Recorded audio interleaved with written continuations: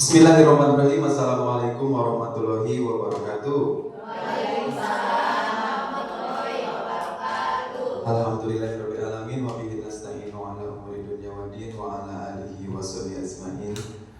Pertama-tama marilah kita panjatkan puji dan syukur kehadirat Allah Subhanahu wa taala. Alhamdulillah pada siang hari ini kita bisa melaksanakan kegiatan yaitu diseminasi budaya positif sebagai tugas dari calon guru penggerak angkatan 11 di modul 1.4. Sebelum kita membahas materi lebih lanjut, marilah kita bersama-sama menyanyikan lagu kebangsaan Indonesia Raya. Hadirin dimohon berdiri.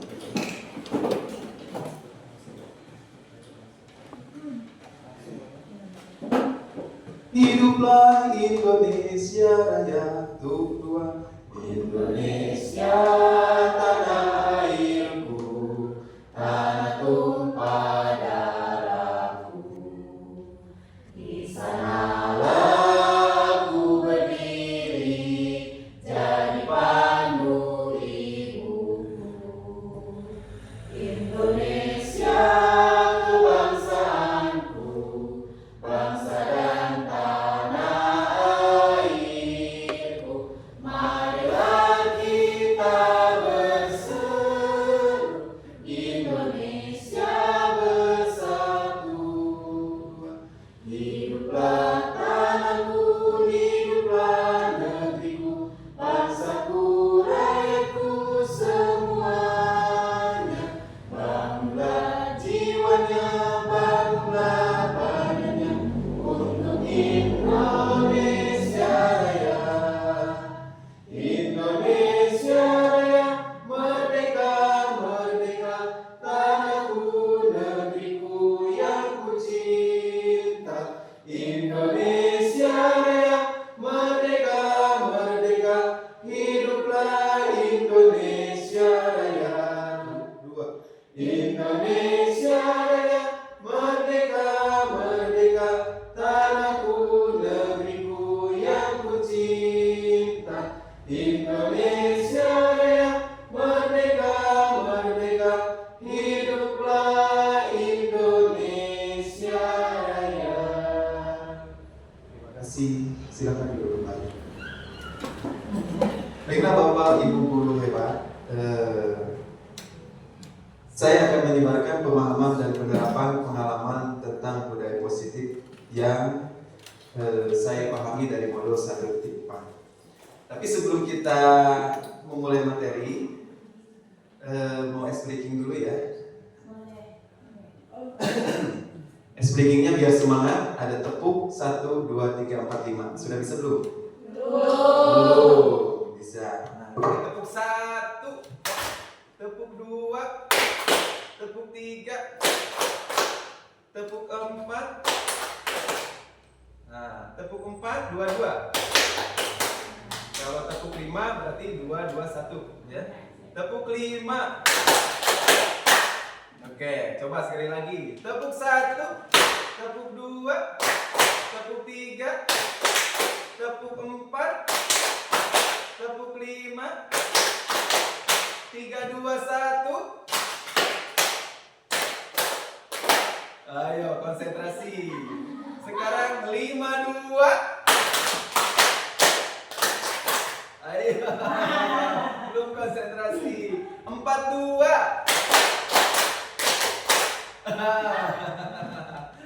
Coba sekali lagi. 2, 4. Ayo. Sudah konsentrasi sekarang? Sudah. Baiklah, kita mulai materi kita tentang budaya positif. Next, Bu Devi. Nah, pada materi budaya positif, inti dari materinya adalah yang pertama ada perubahan paradigma belajar. Yang kedua ada disiplin positif. Yang ketiga nilai-nilai kebajikan. Yang keempat kebutuhan dasar manusia. Yang kelima motivasi perilaku manusia. Yang keenam posisi kontrol guru. Yang ketujuh keyakinan kelas dan selanjutnya yang terakhir adalah segitiga restitusi. Good.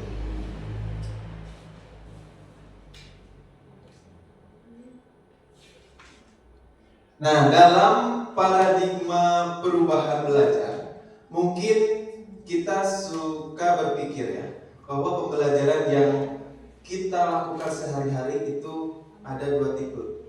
Ada yang namanya student center atau ada yang namanya teacher center.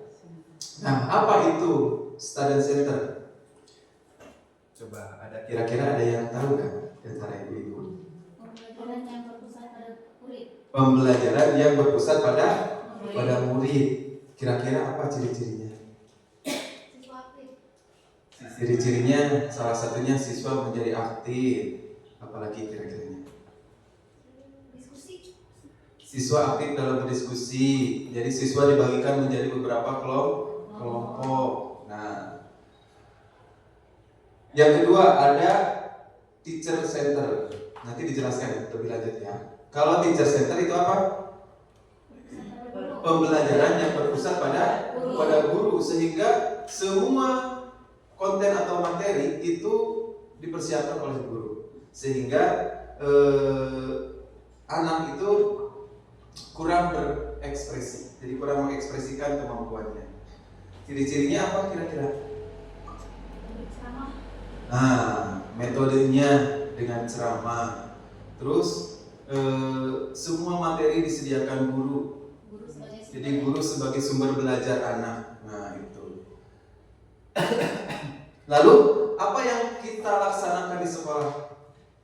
Yang dilaksanakan di sekolah kita bagaimana? Apakah sudah student center? Apa masih teacher center?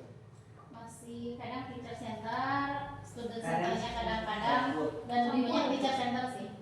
Iya, kadang kita melaksanakan ya tugas kelompok, anak-anak dibagi kelompok, kemudian mengerjakan tugas. Terus kadang-kadang juga kita ya yang menjadikan sumber belajar. Namun apa yang lebih baik? Pembelajaran apa yang lebih baik? Student center. Yang lebih baik itu pembelajaran student center karena belajar berpusat pada murid, sehingga murid dapat mengeksplorasi berbagai kemampuan yang dia miliki. Nah, itu. Next.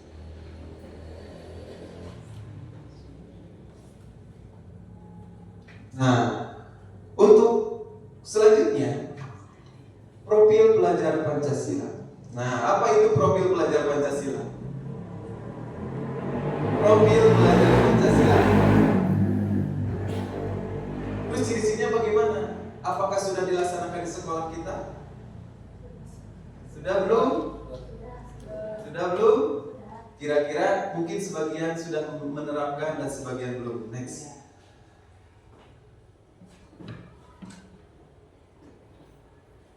Nah, inilah profil pelajar Pancasila. Profil pelajar Pancasila merupakan ciri dan karakter kompetensi yang diharapkan untuk diraih oleh peserta didik yang didasarkan pada nilai-nilai luhur Pancasila. Jadi, profil pelajar Pancasila ini mengharapkan siswa-siswa itu dapat menerapkan nilai-nilai Pancasila. Itu yang diharapkan dari Pak Menteri ya, dengan menerapkan kurikulum merdeka dengan tujuannya supaya siswa menjadi profil pelajar Pancasila. Di antaranya apa? Beriman dan bertakwa kepada Tuhan Yang Maha Esa dan berakhlak mulia. Artinya diharapkan siswa itu mempunyai karakter religius, beriman dan bertakwa kepada Tuhan Yang Maha Esa dan mempunyai akhlak mulia. Yang kedua, berkebinekaan global. Artinya siswa itu mempertahankan budaya-budaya luhur. Jadi budaya-budaya leluhur kita, budaya lokal, ya, budaya yang terbuka dan integrasi terhadap budaya lain. Jadi walaupun kita tetap mencintai budaya lokal, tapi jangan menutup diri terhadap budaya lain, sehingga kita bisa mengkolaborasikan antara budaya lokal dan budaya lain gitu. Supaya apa? Budaya yang ada di Indonesia itu tetap berkembang. Selanjutnya yang ketiga adalah mandiri. Jadi diharapkan pelajar mempunyai tanggung jawab dan atas proses belajar dan hasil belajarnya. Jadi tanggung jawab itu dipupuk, ditanam kepada siswa melalui kegiatan mandiri, kemandirian. Jadi memupuk kemandirian melalui tanggung jawab. Selanjutnya bernalar kritis. Ya, diharapkan melalui profil pelajar Pancasila itu siswa itu mampu secara objektif memproses informasi baik kualitas maupun kuantitas secara kualitas. Jadi anak-anak bisa memilih berbagai informasi yang didapatkannya, apakah informasi itu bermanfaat atau tidak buat dirinya. Jadi anak-anak punya nalar kritisnya yang tinggi, bisa memilah apa yang sebaiknya dia lakukan dan apa yang tidak boleh dilakukan. Selanjutnya bergotong royong. Profil pelajar Pancasila mengharapkan siswa yang gotong royong. Jadi siswa memiliki kemampuan untuk melakukan kegiatan bersama-sama dan sukarela. Nah, di sini permasalahannya. Kadang kita di sini di lingkungan kita itu siswa itu sulit untuk diajak bersama-sama. Apalagi kalau siswanya sudah mempunyai gengnya masing-masing ya. Sini geng kelas 5, geng kelas 6, geng kelas 4. Jadi mereka itu susah diajak bekerja sama apabila dia punya sifat individualis. Nah, di sini dipupuk agar para siswa itu mempunyai jiwa kerjasama dan bergotong royong.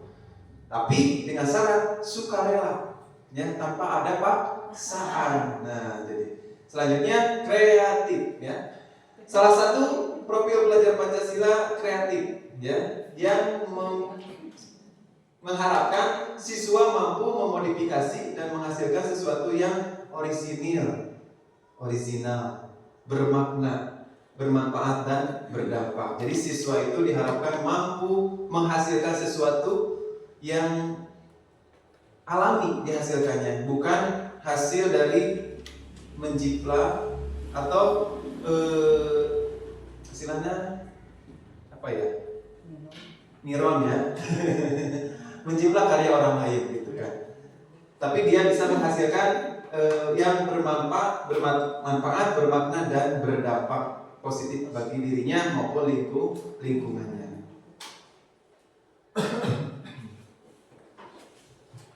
Nah, di sini ada teori kontrol. Nah, di sini ada miskonsepsi. Coba lihat. Menurut ada sebuah artikel, pernahkah terpikir untuk memborgol pasangan demi menjaga jalinan asmara? Langkah yang paling terbilang cukup penting ini dilakukan oleh sepasang kekasih asal Ukraina, Alexander Kudlak dan Victoria Pustovitova. Pasangan memborgol dengan bersama demi menjaga ikatan cinta antara mereka berdua. Namun pada akhirnya langkah tersebut tidak membawa hubungan menjadi lebih baik. Sepasang kekasih tersebut justru berpisah setelah diborgol bersama selama 1, 2, 3 hari. Borgol tersebut pun dipotong menggunakan tang berukuran besar pada Mei lalu sebagai simbol perpisahan mereka. Jadi miskonsepsinya di mana ini? Jadi dia beranggapan bahwa dia akan bersama-sama apabila dia diikat dengan borgol. Ya, padahal tidak demikian kan? Iya. Ya. Jadi kita akan bersama-sama walaupun kita terpisah jauh gitu, tapi kalau hati kita sudah bersatu akan tetap bersama-sama. Nah, jadi yang siapa pegang kontrol sesungguhnya? Coba. Siapa pegang kontrol sesungguhnya?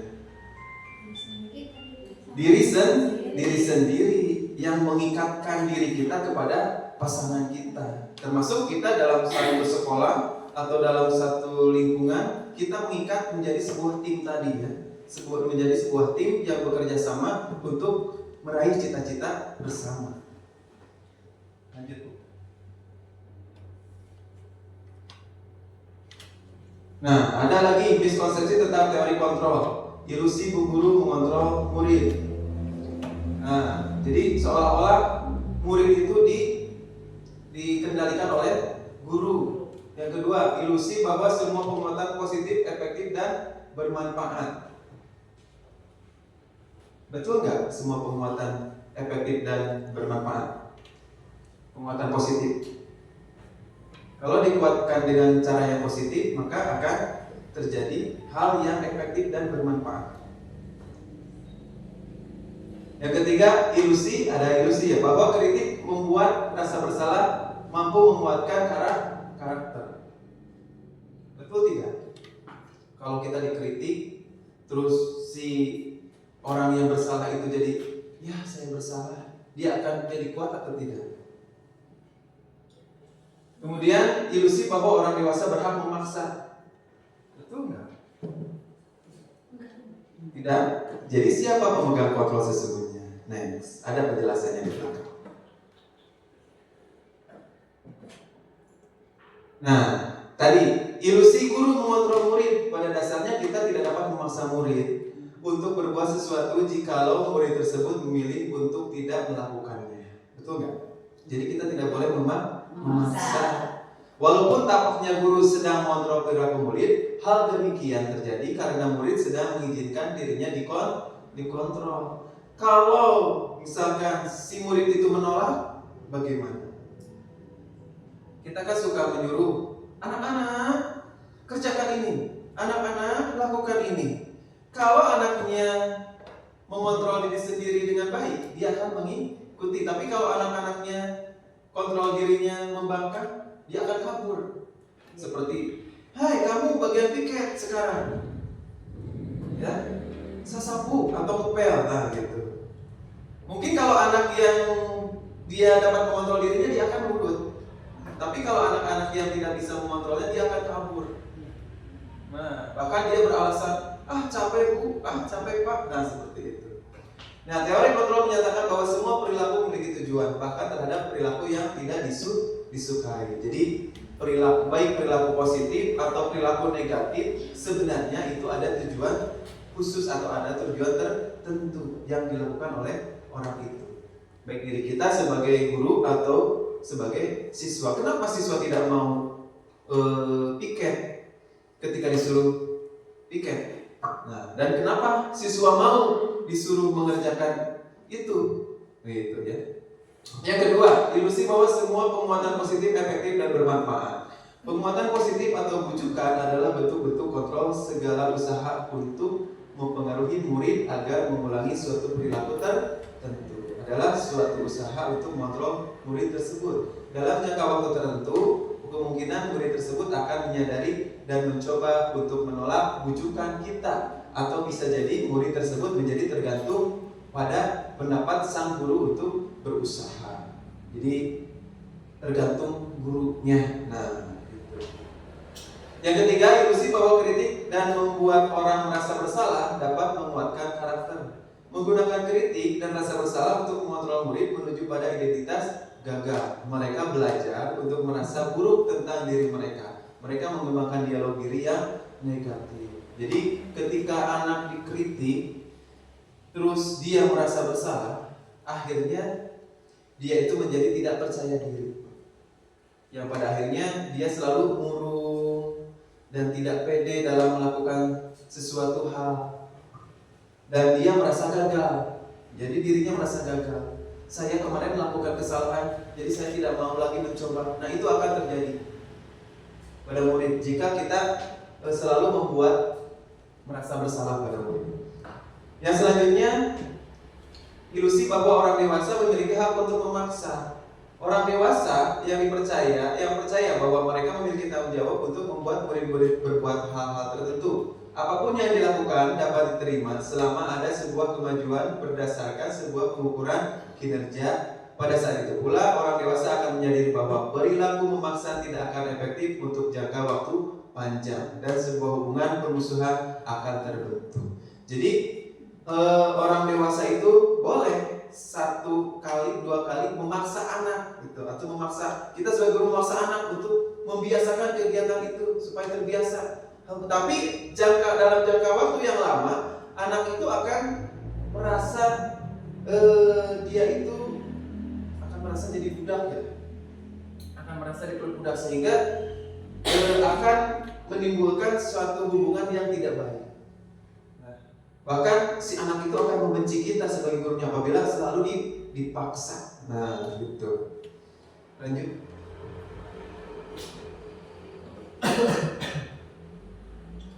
Nah, di sini ada suatu kasus dari di Surabaya ya. Seorang guru pukul siswa siswa SMP di Surabaya viral. Video yang viral di grup WhatsApp yang durasi 3 detik itu tampak guru memukul siswa yang berdiri di depan kelas. Peristiwa itu membuat orang tua murid tidak terima. Oknum guru itu telah dilaporkan ke Polres Tabes Surabaya. Nah, ini salah satu contoh yang tidak baik ya. Jadi gara-gara mungkin dia tidak bisa mengerjakan sesuatu, mengerjakan tugas atau salah dalam mengerjakan tugas, itu akhirnya guru itu marah. Nah, gitu. Lanjut.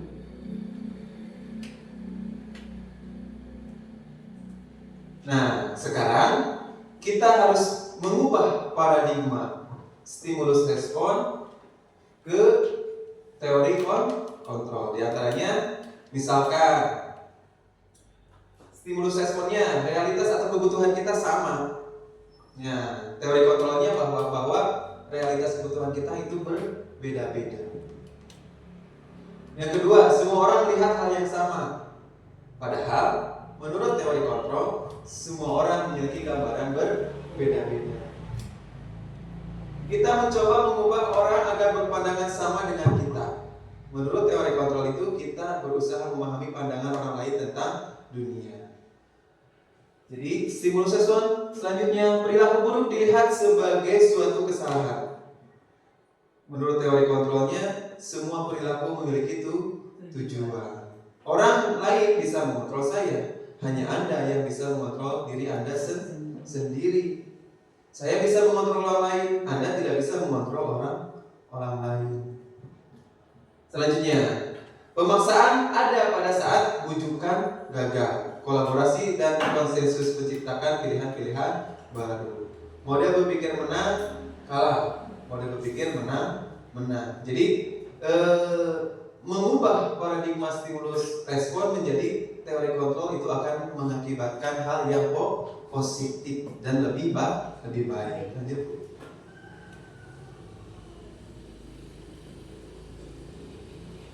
Nah, sekarang ke disiplin positif. Jadi dalam keseharian itu kita harus merubah kebiasaan kita menjadi disiplin positif. Disiplin positif adalah cara membentuk sikap mandiri anak, menumbuhkan disiplin yang didorong dalam diri anak tanpa hukuman atau hadiah atas kesadaran. Disiplin positif merupakan suatu pendekatan untuk menerapkan disiplin dari dalam diri anak tanpa adanya bentuk hukuman atau hadiah. Pendekatan yang dilakukan tanpa menggunakan kekerasan sehingga fokusnya pada motivasi, refleksi terhadap kesalahan yang dilakukan, menghargai dan membangun logika yang bersifat panjang. Jadi pada prosesnya anak dapat mengerti serta belajar dari kesalahan yang mereka perbuat. Selain itu, anak juga dituntut untuk bertanggung jawab dan berempati terhadap berbagai hal yang telah dilakukan. Jadi disiplin positif ini mendorong kita untuk menyadarkan siswa. Jadi siswa itu berbuat atas kesadaran sendiri, tanpa adanya paksaan, tanpa adanya hukuman, bahkan tanpa adanya hadiah. Kan biasanya kalau siswa kita itu dia ingin maju ke depan karena dapat hadiah atau dapat nilai lebih. Misalkan siapa yang bisa menjawab pertanyaan, misalkan ibu kasih nilai 100, pasti anak akan pagel-pagel ya, atau pagel dulu. Nah, tapi dengan disiplin positif ini kita menyadarkan bahwa anak itu tidak harus diberi hadiah. Nah, ketika anak mengalami kesalahan atau melakukan kesalahan, anak itu tidak harus mendapatkan hukuman. Nah, jadi intinya disiplin positif ini menyadarkan siswa untuk melakukan hal yang baik tanpa adanya paksaan.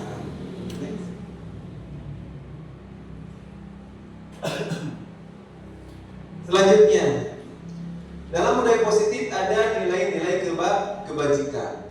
Nilai-nilai kebajikan universal adalah nilai-nilai yang disepakati bersama, lepas dari suku, bangsa, agama, bahasa maupun latar belakang. Nilai-nilai kebajikan pada institusi atau organisasi dapat berbeda-beda dari semua memiliki tujuan tapi semua memiliki tujuan dia. Nilai-nilai kebajikan harus menjadi landasan perilaku dan mengambil keputusan. Sudahkah kita melakukan itu? Nilai-nilai kebajikan. Jadi nilai-nilai kebajikan ini disepakati tanpa memandang ras, agama, suku, bahasa, budaya, latar belakang dan sebagainya. Jadi nilai-nilai kebajikan ini secara universal, umum, ya. Nah, contohnya seperti ada studi kasus. Pembagian rapot kenaikan akan berlangsung, namun masih ada beberapa murid yang nilainya masih kosong. Selang beberapa hari pembagian rapot, ada siswa dan orang tua datang ke rumah dengan membawa bingkisan. Coba, menurut pandangan Bapak Ibu, bagaimana peristiwa tersebut? Kan nilai budaknya belum tuntas nih, nilainya masih kosong. Sementara 3 hari lagi akan pembagian rapot. Terus orang tuanya datang nih ke rumah kita memberikan bingkisan. Apa yang akan kita lakukan? Apakah memberikan nilai bagus dan mengisi rapot itu? Apakah membiarkannya? Sesuai dengan kemampuan itu orang tuanya sama anaknya. Gimana? Dulu alasan kenapa kosong jadi. Ya, betul sekali. Jadi kita harus bisa menjelaskan dulu kepada orang tua siswa itu kenapa ini nilainya masih kosong. Ya. Ya, alasannya seperti apa? Apa yang akan Bapak lakukan terkait adanya nilai-nilai kebajikan? Coba.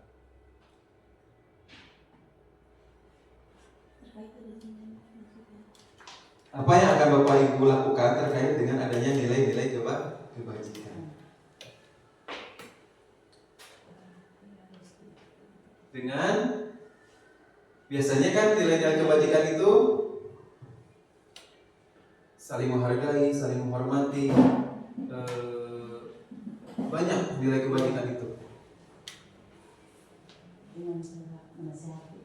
Dengan cara memberikan nasihat, arahan yang baik kepada orang tua itu, sehingga orang tua itu mengerti dan sadar bahwa kemampuan anaknya itu tidak bisa dipaksakan dan tidak bisa diperjualbelikan dengan bingkisan, gitu ya.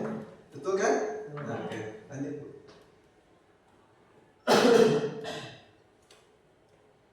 Nah, ini adalah nilai-nilai kebajikan yang universal. Di antaranya ada peduli, keterus-terangan. Jadi kita terus terang kepada ibu, ya, kepada orang tua siswa itu. Terus terang, kebersihan, komitmen, bela kasih, percaya diri, tujuan, dengan rasa, gotong royong, rajin, keberanian, santun, kreatif, semangat, dermawan, kejujuran, kedermawanan, harga diri, rendah hati. Jadi tadi dengan menjelaskan kita kepada orang tua, kita menjaga harga diri kita sebagai guru, bahwa guru itu tidak bisa dibeli, ya, nilai siswa itu tidak bisa dibeli dengan bingkisan. Jadi kita harus berterus terang menjelaskan yang baik agar tercipta pemikiran yang positif terhadap orang tua siswa tadi. Rasa hormat, tanggung jawab, pengabdian, bijaksana, bersyukur, toleransi, percaya, lurus hati, ketegasan, dan pengertian. Lanjut, Bu. Nah, kebutuhan dasar manusia. Lanjut.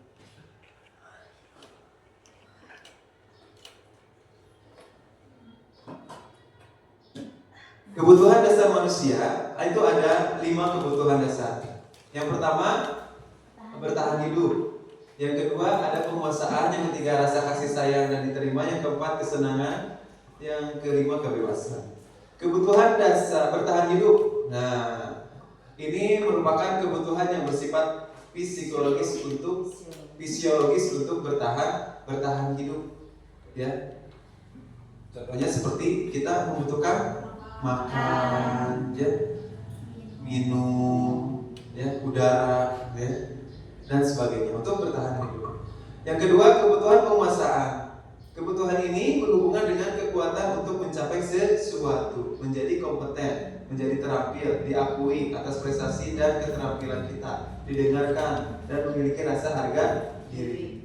Kebutuhan kasih sayang yang ketiga merupakan kebutuhan fisiologis berhubungan dengan aktivitas sosial. Ya, aktivitas sosial kita butuh kasih sayang. Kita bisa berada di sini bersama-sama itu karena kita saling menyayangi dan peduli, gitu ya.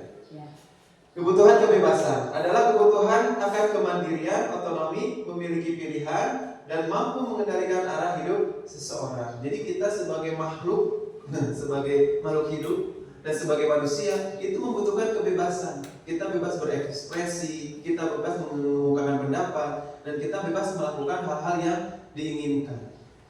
Tapi dengan tadi catatan, dengan adanya kontrol diri tadi. Kalau kita melakukan kebebasan tanpa terkontrol, maka kita akan bisa saja kita tersesat ke jalan yang salah.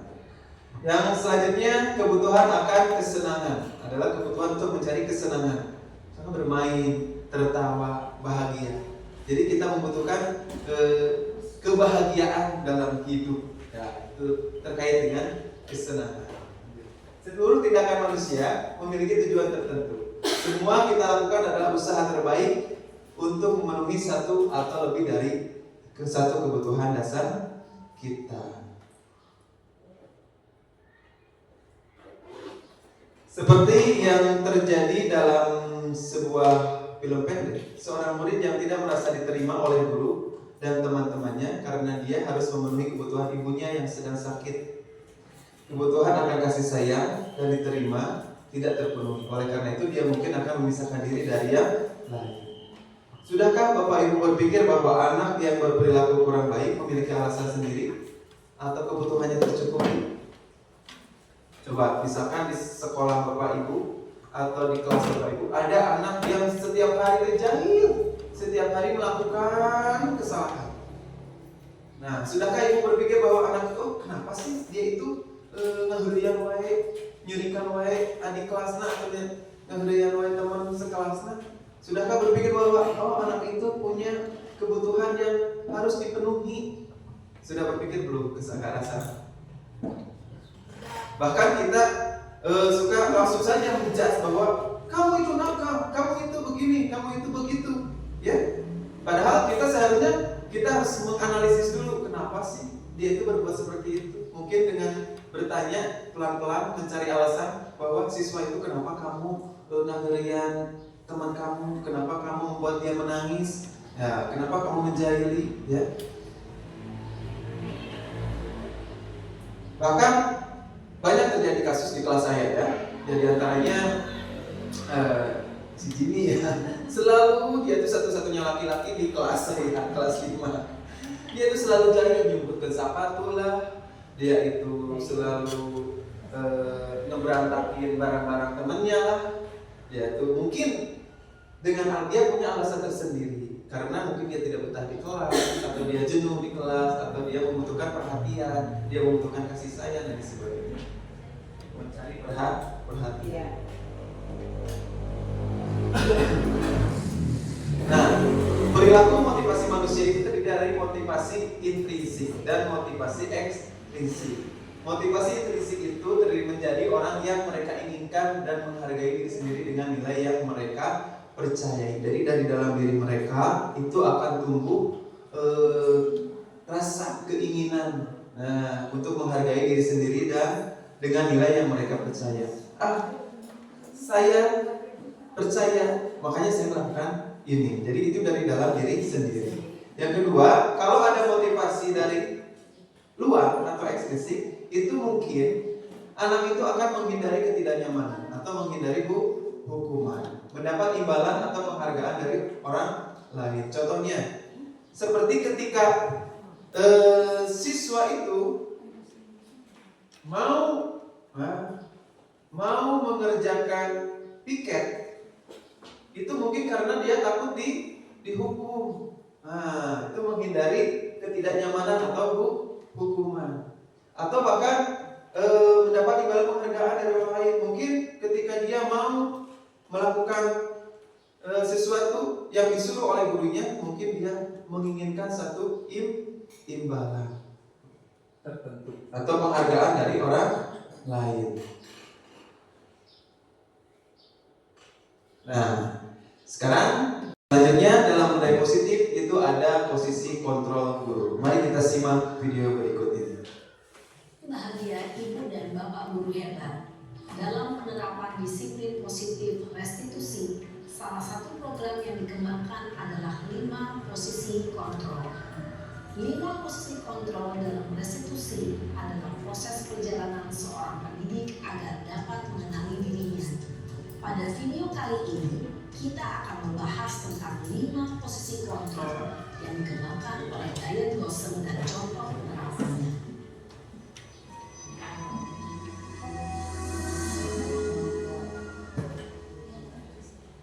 5 posisi kontrol itu adalah: 1. Posisi penghukum. 2. Posisi pembuat rasa bersalah. 3. Posisi teman. 4. Posisi pemantau atau monitor. Dan 5. Posisi manajer. Untuk lebih memahami kelima posisi tersebut, mari kita saksikan kasus Naren yang terlambat hadir 20 menit di sekolah dan melihat bagaimana kelima posisi kontrol dalam menghadapi masalah tersebut.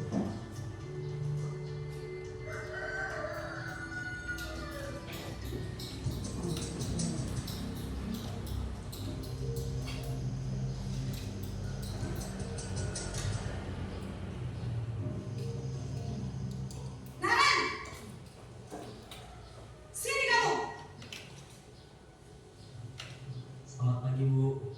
Selalu terlambat. Kamu deh, pasti terlambat. Maaf, Bu. Saya Apa? Apa coba? Alasan kamu apa lagi? Kapan sih kamu tidak terlambat? Malas sekali ya kamu jadi anak. saya Dasar pemalas. Gak kapok-kapok sih kamu. Sudah berapa kali terlambat? Sana, kamu keliling lapangan basket 2 kali. kenapa saya harus ke lapangan basket, Bu? Kenapa? Kamu melawan ibu? Berani-beraninya jawab. Sudah terlambat, masih berani jawab pula.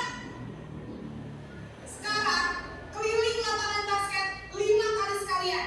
Biar kapok. Cepat. Pergi sana ke lapangan basket. Posisi penghukum biasanya berbicara dengan nada tinggi, menghardik, menunjuk-nunjuk, menyakiti, dan menuduh. Hukuman bisa berupa fisik maupun psikis. Ibu dan bapak guru hebat, dampak yang terjadi pada murid ketika guru berada pada posisi penghukum adalah murid cenderung akan memberontak, bahkan menyimpan dendam.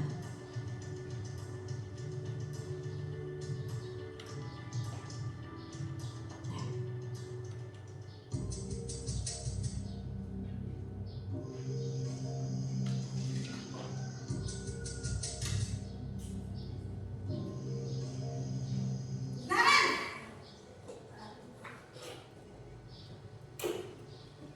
Selamat pagi, Bu. Naren. Kamu kenapa terlambat lagi, nak? Ya Tuhan, Naren. Kamu senang ya bikin ibu susah ya? Kalau kamu terlambat lagi, nanti ibu yang ditegur bapak kepala sekolah, nak. Disangka ibu tidak bisa membina kamu. Duh, gimana ini?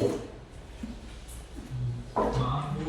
Duh, Gusti Naren. Kamu suka ya kalau ibu ditegur bapak kepala sekolah? Terus, sekarang ibu harus tulis apa ini di buku absen?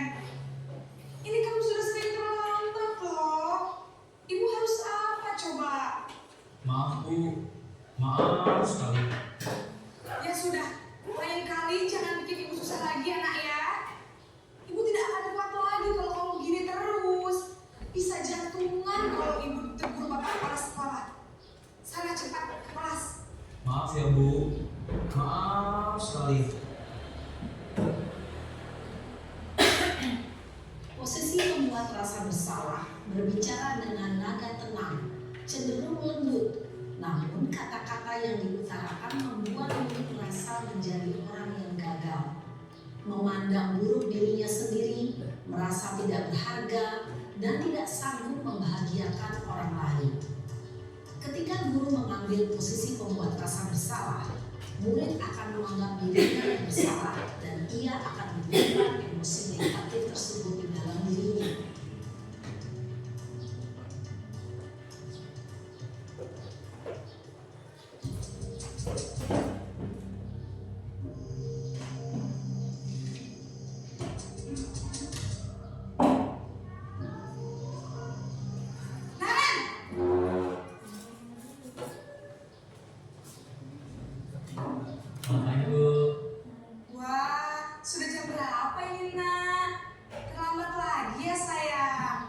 Iya Bu, habis ibu saya lupa membangunkan saya Bu.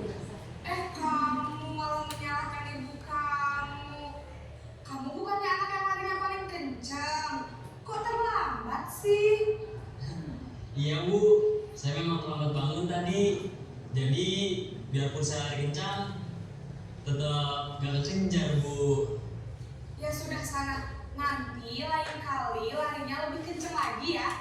Biar gak terlambat lagi. Bikin seneng ibu. Demi ibu. Bisa kan? Bisa lah Bu. Ya sudah sana masuk kelas. Ibu beresin urusan absen kamu.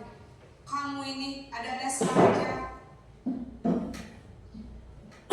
Dalam posisi teman, guru berbicara dengan nada suara ramah, akrab, cenderung bersenda gurau untuk menjaga suasana tetap santai. Murid akan merasa senang, aman, dan akrab dengan guru. Identitas yang tercipta adalah identitas sukses atau berhasil. Namun, perlu diingat, karena ini masih dorongan eksternal, maka ada faktor ketergantungan dari murid kepada orang tertentu. Di sini guru aksennya, sehingga di lain waktu murid bisa berperilaku baik, namun hanya kepada orang-orang tertentu saja.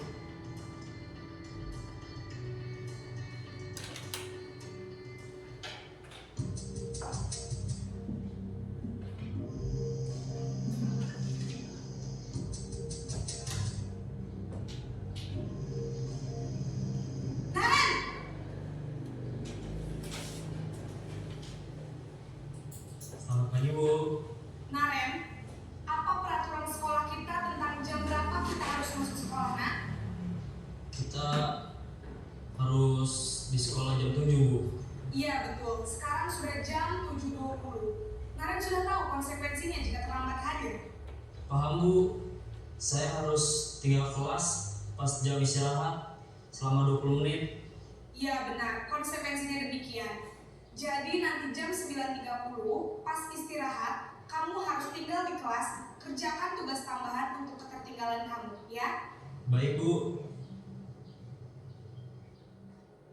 Posisi pemantau mengandalkan penghitungan atau data untuk mengontrol murid. Guru mengarahkan murid berdasarkan peraturan dan konsekuensi. Seorang pemantau menunjukkan bahasa tubuh dan ekspresi wajah yang datar dan cenderung formal.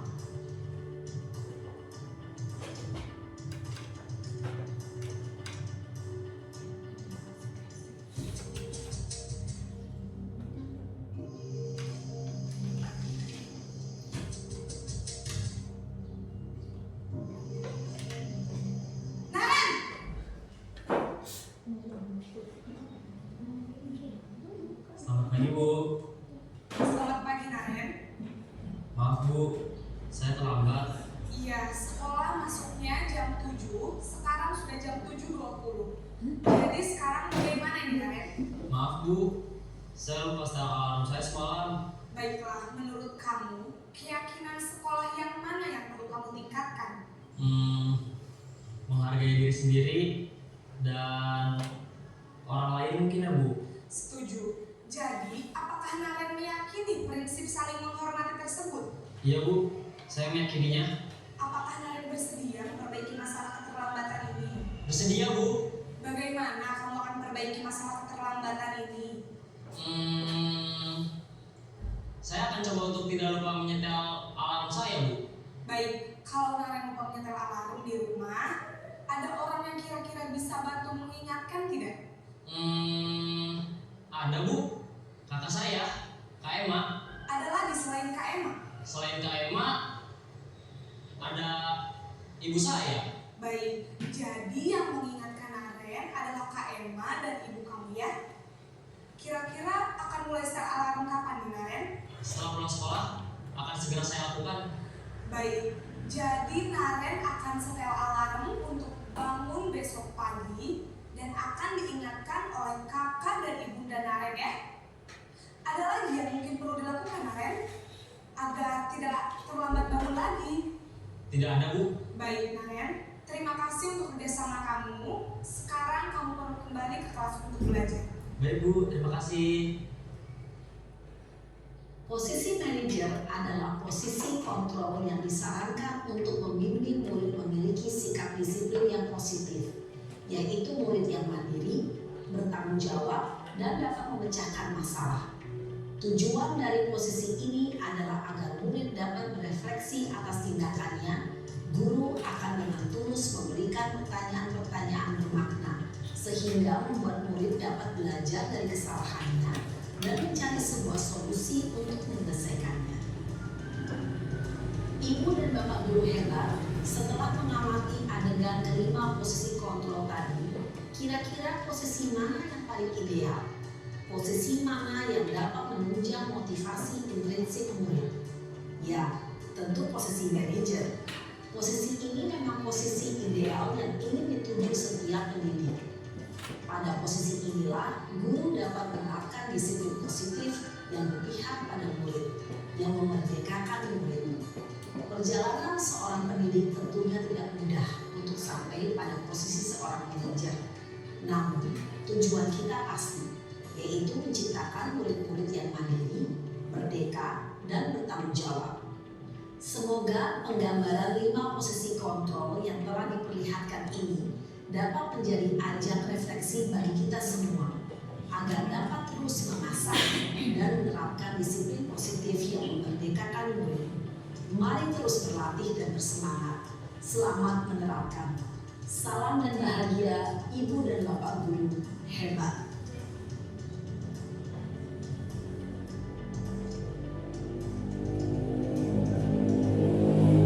Nah, dari video yang barusan kita tonton, kira-kira posisi mana nih yang sudah Ibu Bapak terapkan di sekolah? Masih sebagai penghukum? Apa masih sebagai pembuat rasa bersalah? Seringnya kita membuat anak merasa bersalah ya atas kesalahannya. Ya, apakah masih jadi sebagai pemantau? Pemantau ada? Masih memantau juga kita? Apakah kita sudah bersikap sebagai teman? Ada, ya. Nah, berarti yang paling baik itu adalah posisi sebagai manajer.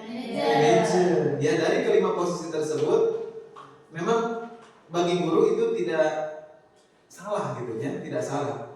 Karena kita punya tujuan untuk membuat anak menjadi disiplin dan anak menjadi lebih baik lagi. Tapi mungkin caranya kita yang mungkin tidak sesuai dengan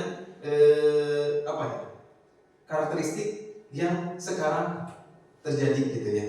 Nah, di posisi ini adalah kenapa manajer lebih baik ya? Karena itu dapat membuat anak menjadi tanggung jawab dan lebih sadar ya akan kebiasaan yang dia lakukan dengan aturan-aturan yang telah ditentukan oleh sekolah. Jadi anak tidak merasa dipaksa, anak tidak merasa dituntut gitu. Jadi anak sadar terhadap peraturan yang sudah disepakati di sekolah. Jadi memunculkan rasa kemandirian dan tanggung jawab. Nah, jadi pemegang kontrol sesungguhnya siapa? Ya, kita sebagai guru. Kita mau menjadi guru seperti apa? Ya, dari 5 posisi kontrol itu.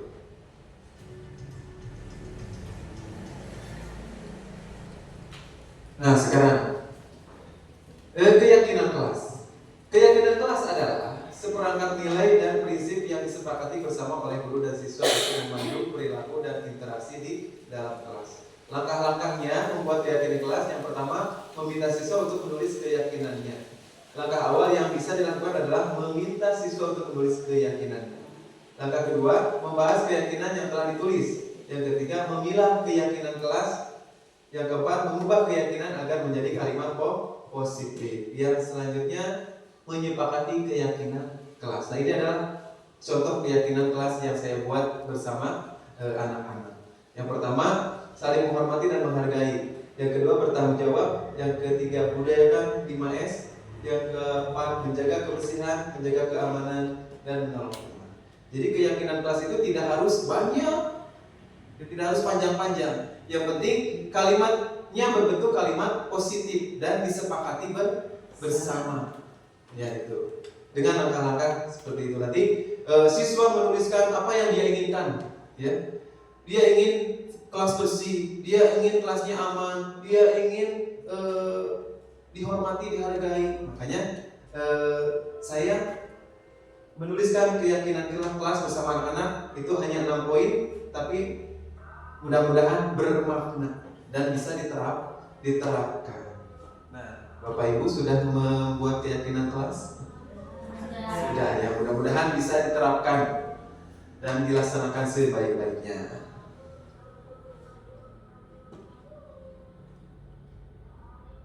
Nah, yang terakhir adalah dalam budaya positif ada yang namanya segitiga restitusi, di mana segitiga restitusi itu tadi sebenarnya sudah dipraktekkan dalam video ya, sudah ada prakteknya dalam video di posisi kontrol yang kelima yang manajer.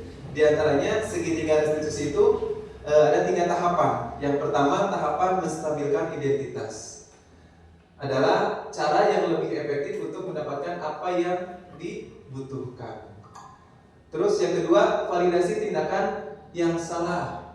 Nah, misalkan ini menanyakan alasan mengapa melakukan hal itu. Dan yang ketiga, menanyakan keyakinan.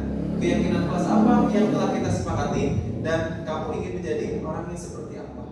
Nah, segitiga restitusi ini merupakan proses menciptakan kondisi bagi murid untuk memperbaiki kesalahan sehingga karakter mereka lebih kuat ketika kembali. Nah, intinya mewujudkan tanggung jawab dan mandiri kepada murid. Restitusi bukan untuk menebus kesalahan, namun untuk belajar dari kesalahan. Tujuannya untuk memperbaiki hubungan restitusi. Untuk memperbaiki hubungan. Restitusi adalah tawaran, bukan paksaan. Restitusi menuntut untuk melihat ke dalam diri. Nah, jadi supaya diri mereka berfokus pada karakter, bukan tindakan. Jadi, nah ini ada contohnya. Contoh restitusi. Nah, ada kasus. Ini kasusnya. Kasus ini di kelas saya namanya Rini. Dia tidak piket hari Senin kemarin, sehingga kelasnya menjadi kotor. Nah, saya melakukan restitusi dengan 3 langkah tersebut. Coba disimak percakapannya.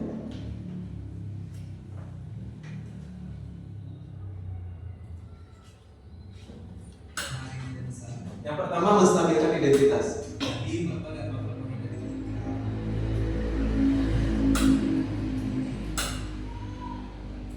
Bapak mengambil diri ke sini itu bukan untuk memarahi ya, tapi ingin mencari solusi karena masalahnya. Bapak melihat kelas ini kotor semua. Kenapa hari ini tidak melaksanakan kegiatan hari ini? Sini pasti punya alasan. Kenapa tidak kegiatan hari ini?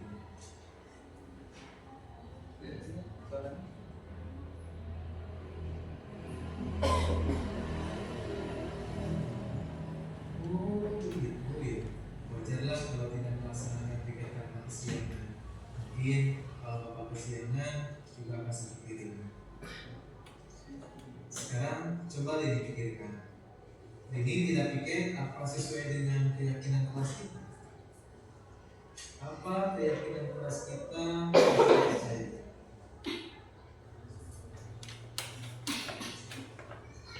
Keyakinan kelas mana yang hari ini belum ditunjukkan?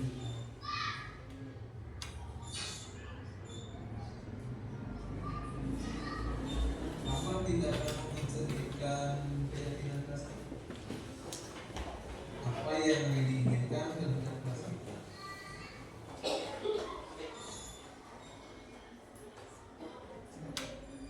Apa ini akan mengulangi perbuatan ini?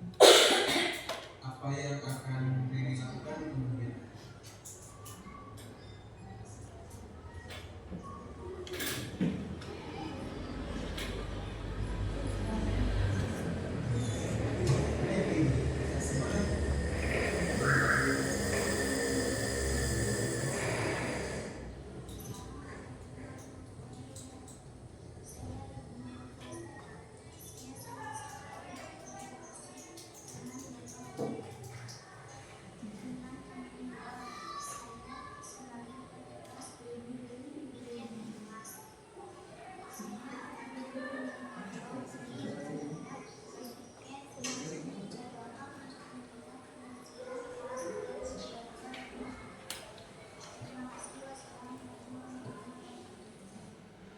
sini ada 2 kasus. Nah, ini yang tadi saya ceritakan ya. Ini tadi kasusnya Tika bertengkar dengan Jimmy karena si Jimmy menyembunyikan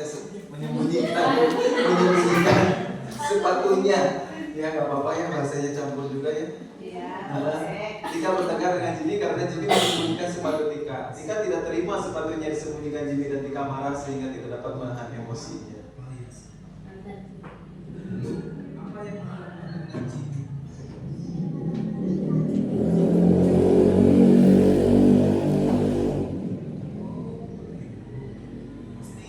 kamu berbuat seperti itu alasannya.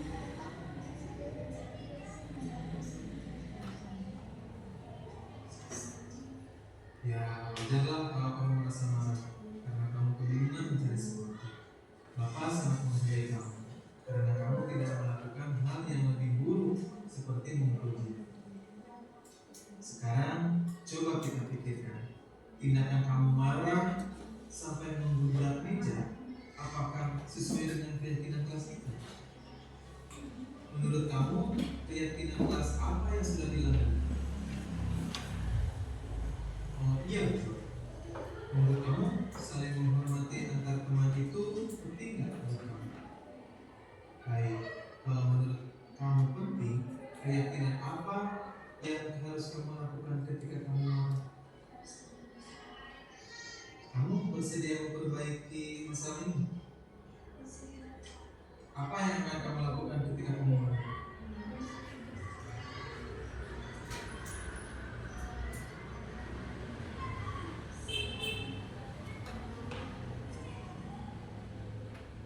Tepat sekali.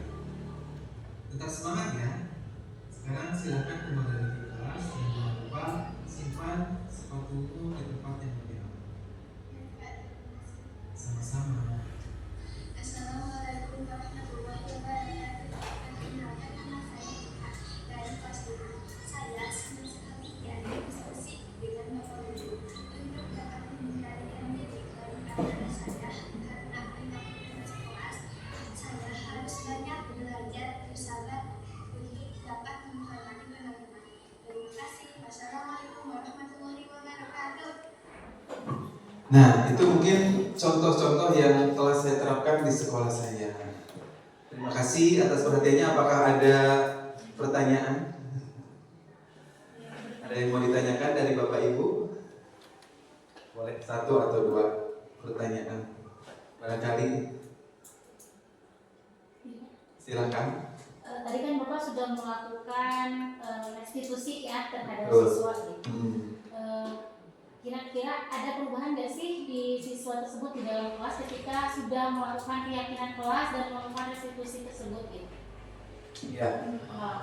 Menurut pengalaman saya, ketika tadi kan yang kasus pertama berarti melanggar keyakinan yang saling yang menjaga kebersihan ya, karena tidak piket. Nah, siswa tersebut menyadari, alhamdulillah setelah dilakukan restitusi, siswa itu dia lebih bertanggung jawab melaksanakan piketnya lagi gitu.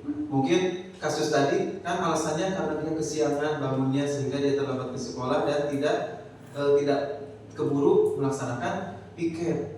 Nah, setelah itu besoknya dia datang lebih pagi lagi gitu kan. Dan dia bisa melaksanakan piket di hari yang dia tugas. Nah, ya alhamdulillah ada perubahan yang signifikan, termasuk yang tadi kan si Tika itu dia selalu marah-marah di kelas selalu marah karena emang sepatunya disubut kan ya, bahkan sampai dibawa pulang sama si Jimmy si sepatunya. Betul sekali itu Mak ya, bukan rekayasa, itu real ya, itu real. Dan dia marah-marah dan setelah direstitusi dia mulai mengendalikan emosi ya, jadi emosinya sudah terkontrol kembali. Jadi ketika dia menghadapi hal yang sama, dia mulai tenang dalam menghadapinya. Jadi tidak mengutamakan emosi yang terlalu berlebihan. Gitu. Ada lagi? Jadi ada perubahan yang Ya, signifikan. Terus ke kitanya juga mungkin lebih nyaman mungkin ya? Ya, alhamdulillah ke kitanya juga lebih nyaman. Jadi kita tidak menjadi guru yang sebagai penghukum, gitu ya. Jadi ke kitanya juga tidak emosi. Jadi kita juga bisa mengontrol diri menjadi guru yang manajerial, gitu ya. Mungkin ada lagi atau tidak?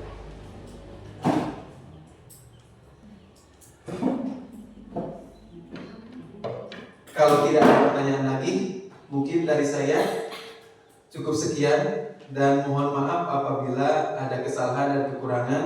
Mudah-mudahan nanti bisa didiskusikan kembali di lain kesempatan. Terima kasih. Wassalamualaikum warahmatullahi wabarakatuh. Waalaikumsalam warahmatullahi wabarakatuh. Assalamualaikum warahmatullahi wabarakatuh. Nama saya Dini Anggraeni, saya guru kelas 2 dari diseminasi budaya positif. Ini saya mendapatkan ilmu dan pengalaman baru yang kemudian akan saya implementasikan di kelas dan sekolah saya. Terima kasih kepada Pak Hamdan. Wassalamualaikum warahmatullahi wabarakatuh.